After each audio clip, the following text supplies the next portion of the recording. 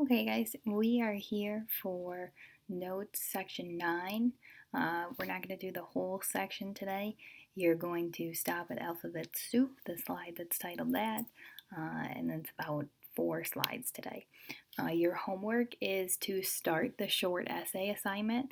This one you are actually going to write the essay. So what I would do today is go through the document, write down everything you know, and there will be a video on doing the short essay, outlining it, but I will not do a video of writing the short essay. So you have scheduled 3 days to do that, and then the last technical assignment is Review Guide Unit 5.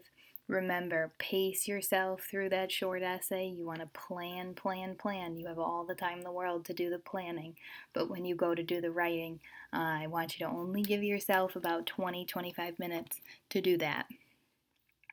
But there will be another video for the planning of short essay. Check that out. Okay, let's get to it for the day. So we are in the last section of the notes now, and we are going to talk about the culture of the Depression. So we've been talking about what the government did, how the president tried to tackle this issue, but we haven't really talked about what the people were doing, how the people were feeling. So we're going to go ahead and look at that today. The effects of the Great Depression. When we look at what was happening in the country, the high unemployment, the panic of the people not being able to get a job, the panic of the people and just losing all of their savings, you're gonna see crime rates start to go up, which makes sense because people are unemployed, they don't have money, and they can't give themselves the basics to just provide food for their families.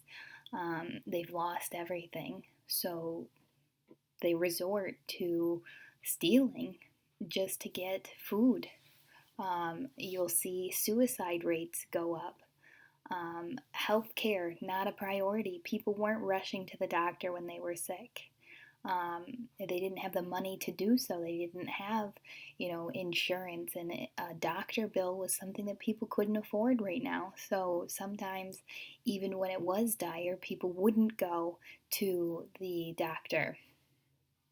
Alcoholism is going to be on the rise. FDR keeps up with that promise of I will stop prohibition, and we see the 21st Amendment passed, and that brings back alcohol into the United States, and people are going to use that as an escape, as a way to get away from reality. Now, this one just makes sense. Universities are going to see their student enrollment shrink. People don't have money to go to college right now. What we need is as many people in the family going to work as possible. So more kids are going to choose to go to work than to continue their education. You're going to see people delaying weddings. Weddings are expensive. People don't have time for that. This isn't really a time for celebration, so you'll see that happening. Birth rates are going to fall. Kids are expensive. People realize that another mouth to feed isn't the best idea right now, so you're going to see birth rates declining. People are going to move too. People are going to move from rural New England and upstate New York out to where they can seek an opportunity. So people aren't afraid to just up and leave. They don't have anything left. It's not like they have a house tying them down. They're going to go where the jobs are and wherever they can figure out a future.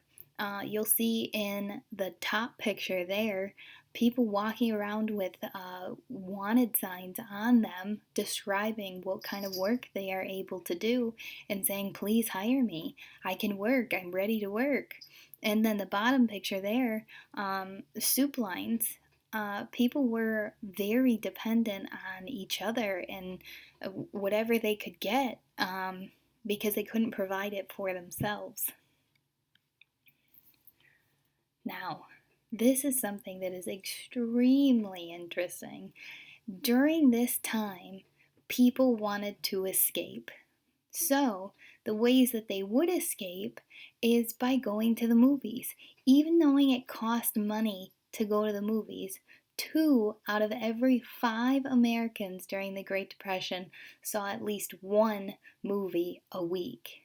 Movies were coming out like Frankenstein and Gone with the Wind, and they were a way for people to go and sit in a dark theater and get sucked into a story and really escape from the time that they were in. Now, before we go forward, I want to show you a little bit of the trailer for Gone with the Wind, because it is a monumental film when it comes to film history, when it comes to studying history, and I'll talk about it more in just a second. Gone with the Wind. Before Casablanca, before Titanic, before The Notebook, there was Gone with the Wind.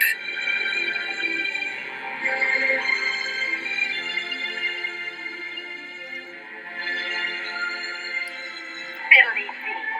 War, war, war. This war talk's boiling all over London every party this spring. I get so bored I can scream. Who's there? That's Red Butler. Sir, you are no gentleman. And you, miss, are no lady. Don't you want to marry me? I'm going to marry Melanie. But you can't, not if you care for me. I can't think of anything bad enough to call it. There's a soldier in the South who loves you, Scarlett. Wants to feel your arms around him. Wants to carry the memory of your kisses into battle with him. Scarlett, kiss me. Kiss me.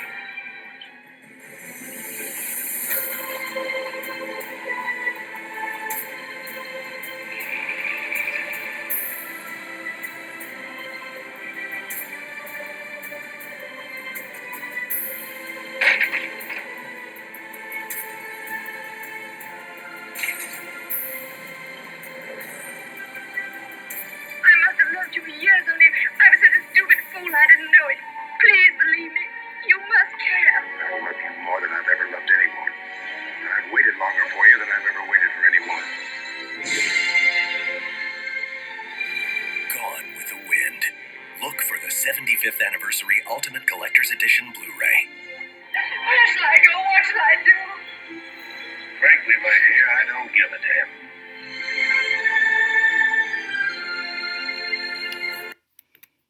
Okay, so I cannot stress to you enough, if you ever get the opportunity to watch Gone with the Wind, do it.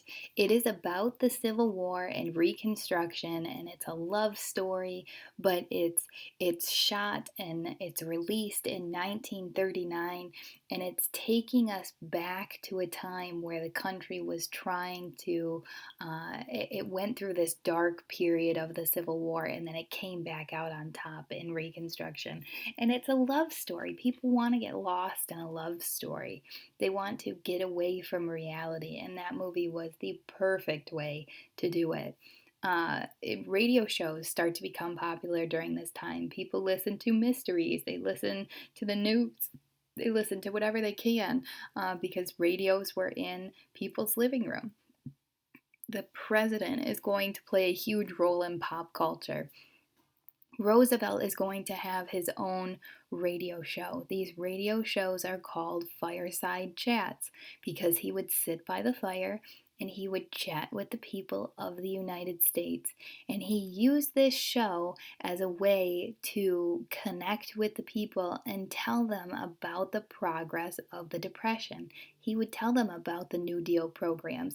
He would tell them about what was successful, what was failing. Was employment going up? Was it going down? The people wanted information, and the president said, okay, I need to find a direct line to the people. And this was the best way that he could do it, through his fireside chats. Now, I want you to listen to the beginning of his first fireside chat because it is great. Finally, to our NewsHour shares of the day, something that caught our eye that might be of interest to you too. 82 years ago today, President Franklin Delano Roosevelt delivered the first of 30 radio speeches, which came to be known as fireside chats. The addresses comforted American audiences and were designed to inspire confidence in the nation's leaders during the Great Depression.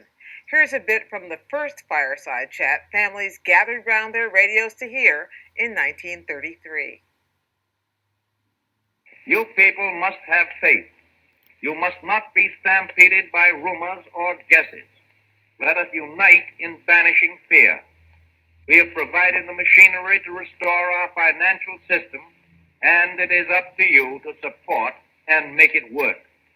It is your problem, my friends, your problem no less than it is mine. Together, we cannot fail. Technology may have changed, but Roosevelt's chat idea survives, even in today's social media, where the phrase is used regularly to mean a more intimate exchange of information. So Roosevelt's fireside chat really was his way of saying, I am here, this is what I'm doing for you.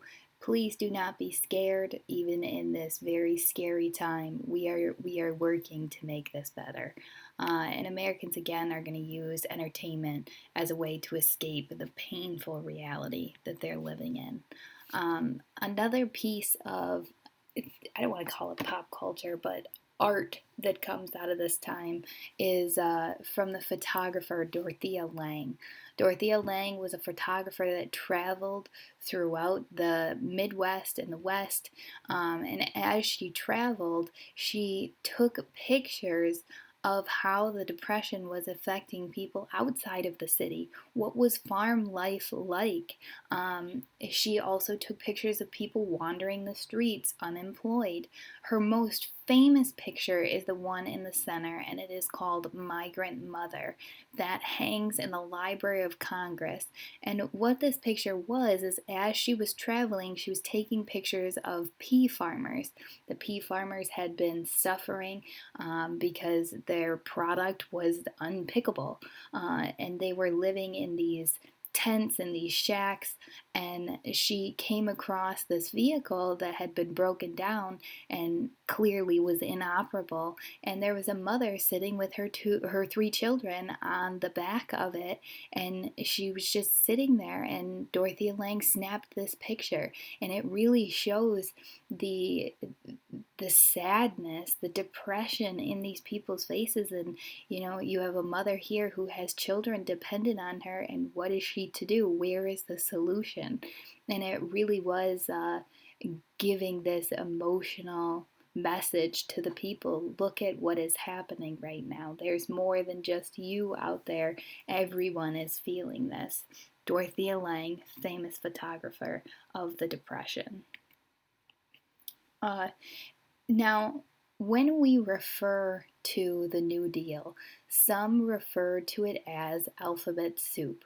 We went through a bunch of different programs, and there were still many that we did not even tackle because there were programs that didn't work.